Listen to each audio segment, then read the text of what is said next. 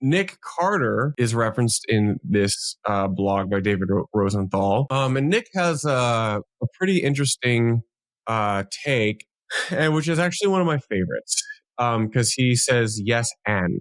He says, I actually do believe this theory that the NSA, created Bitcoin, but I call it the Bitcoin lab leak hypothesis. I think it was a shuttered internal R&D project, which one researcher thought was too good to lay fallow on the shelf and chose to secretly release. Basically arguing that, yes, the NSA created Bitcoin, but it was probably released and started by someone who was not acting on behalf of the NSA, but rather as an individual who thought this was a pretty compelling idea. That's an interesting theory and entirely probable, especially if you consider you would at least hope the United States, that the NSA and the CIA have some of the smartest cryptographers working for them. So that's one of the more interesting theories, and doesn't necessarily mean, let me put it this way. It doesn't mean what people necessarily mean when they say the CIA or NSA created Bitcoin.